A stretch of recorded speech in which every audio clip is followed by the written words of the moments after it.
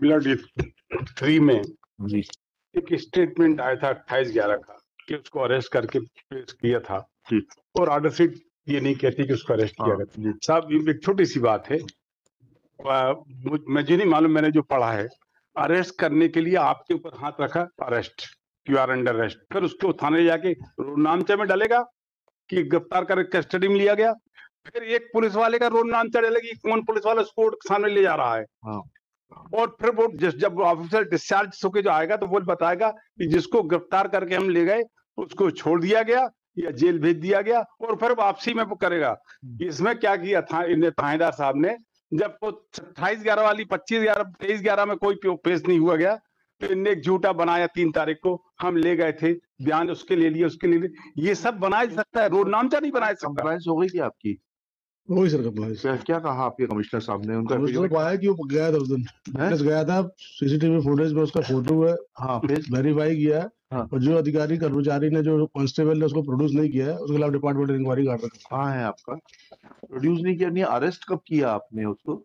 Arrest कब किया है? अरेस्ट होकर नहीं गया था सर, वही तो लास्ट डेट मीटिंग यही हुआ था, वो स्वयं पहुंच गया था जब विटनेस वहां पे, हाँ कोर्ट अवेलेबल नहीं थी, हाँ तो उसको बाबू साहब साइन किया क्या? ने साइन नहीं किया उसने। हाँ तो बाबू साहब कौन है बता दें, उनकी भी जांच करवा देते हैं कोर्ट में, जिन्होंने बिगर साइन किए उसको जब वो आया था। जी इस व्यक्ति के खिलाफ तो गिरफ्तारी वारंट था ना? जी जी, ये बात तो सही है, सही है सही है? तो सही बाबू साहब कौन से कानून के ऊपर होगा जिन्होंने उसको जाने दिया? जी। और secondly sir last time court के सामने की थी कि उसको कैसे छोड़ दिया था 3 तारीख को उसका स्टेटमेंट लेके, हाँ तो उसका ये था कि लास्ट डेट तक उसका वारंट था, दूसरा जो वारंट इशू हुआ था वो थाने में रिसीव नहीं हुआ था ड्यू टू दैट। वारंट, गिरफ्तारी वारंट तो परपीचुअल होता है, पेशी टू पेशी नहीं होता। ये पुलिस को इतनी बात समझानी पड़ेगी क्या? अगर बेलेबल वारंट होता जी जी तो वह उस पेशी के लिए था, उस पेशी के बाद अगर नया बेलेबल वारंट प्राप्त नहीं हुआ है then they would have been right, but let us first clarify the facts whether arrest warrant was issued against him. Yes 23/11 का सीट है सर। हाँ जी, नहीं मुझे याद है, इसीलिए इनसे पूछ रहा हूँ। तो फिर नए वारंट का इंतजार किस प्रावधान में कर रहे थे? पुलिस कमिश्नर साहब को बुलवा लीजिए, कौन से कानून में है कि एक बार जब नॉन बेलेबल वारंट जारी हो गया, अरेस्ट वारंट जारी हो गया, तो वो डेट गुजर जाने के बाद में आप स्टेटमेंट रिकॉर्ड कर लेंगे और उसके खिलाफ कोई कार्रवाई नहीं करेंगे? कौन से कानून में? Page 2 of his affidavit. हाँ पढ़िए, कहाँ है आपका एफिडेविट? आपने तो इतनी मोटी रिपोर्ट पेश की है, इसमें शपथ रिपोर्ट है सर उसमें, इंक्वायरी रिपोर्ट पूरी। पुलिस अधीक्षक देहात जी जी, क्या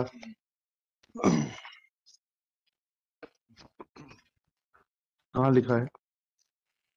पेज 2 पे पढ़िए प्लीज। उप पुलिस अधीक्षक मुख्यालय देहात जिला भोपाल कहाँ के पढ़ रहे हैं आप? पेज 2 पहला फर्स्ट पहला फर्स्ट। कारबाग प्रधान आरक्षक राजेश राजपूत साक्षी घनश्याम अरोड़ा गिरफ्तारी वारंट न्यायालय से प्राप्त होने व उसके अदम तमील होने संबंधी जानकारी थाना प्रभारी के संज्ञान में नहीं लाने से दिनांक 28/11 को माननीय उच्च न्यायालय में शासकीय अधिवक्ता द्वारा इस संबंध में जानकारी चाहे जाने पर कि उप निरीक्षक रिंकू जाटव को गलत जानकारी देने पर उक्त गिरफ्तारी वारंट तामील हेतु सुरक्षापूर्ण तरीके से आरक्षण देवेंद्र बाबू सौंपने लाभ, इसको तो जिसने बताया नहीं उसको दिया। लास्ट में सामने मेरे लिखा था कि आपका स्टेटमेंट इनकरेक्ट है, उसमें सर चूंकि प्रकरण में कारबाग निरीक्षक विजय बहादुर सेंगर थाना प्रभारी सूखी सुगनिया भोपाल द्वारा शासकीय अधिवक्ता महोदय को निर्देशों की उपरोक्त अनुसार त्रुटिपूर्ण व्याख्या करते हुए संशय के कारण अपने अधीनस्थ कथन लेख करवाने संबंधी निर्देश दिए हैं, जबकि वारंटी के कथन लिए जाने का कोई प्रावधान नहीं है जी। अतः कारबाग निरीक्षक विजय बहादुर सेंगर थाना प्रभारी सूखी अधीनस्थ पर पूर्ण नियंत्रण नहीं होने पर शिथिल कार्य बढ़ाने के लिए कार्यालय के आदेश निंदा से काम हो जाएगा? आप मजाक कर रहे हैं? निंदा का क्या इम्पैक्ट होता है? It's a serious offence, it's a major misconduct. और हमने किसका एफिडेविट फाइल करने के लिए बोला था आपको? एफिडेविट नहीं, एसपी को इंक्वायरी करने के लिए वो कंडक्ट करने एसपी का बोला था, पुलिस कमिश्नर का बोला था? देखें जरा ऑर्डर शीट देखें। Police commissioner Bhopal with conduct detailed inquiry that under which provision of law. तो वो कहाँ है पुलिस कमिश्नर साहब का? Failing which police commissioner? कहाँ है पुलिस कमिश्नर साहब का? Police commissioner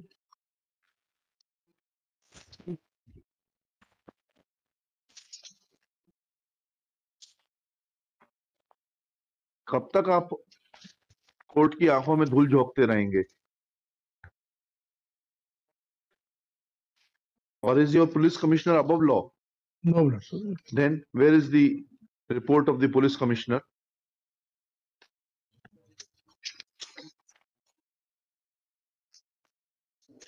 Report of the police commissioner is not available on record as per the directions issued by this court on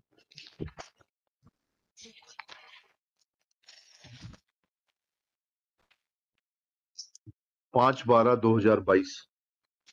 Let report of police commissioner be produced on record before next date, failing which police commissioner Bhopal shall remain personally present.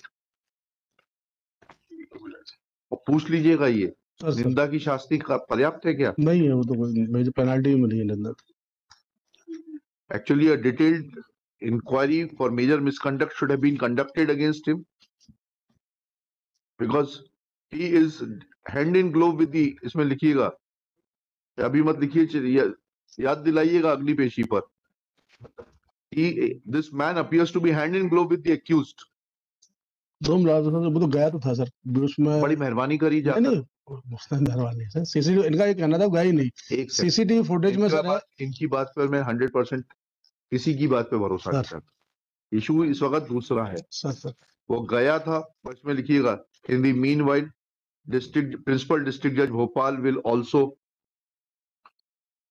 take action against the concerned court clerk who had allowed the witness as per the report filed by the superintendent of police within bracket rural Bhopal, allowing the witness to leave the court premises without marking his presence and without being referred to the in charge judge who was authorized to take appropriate action in accordance with law.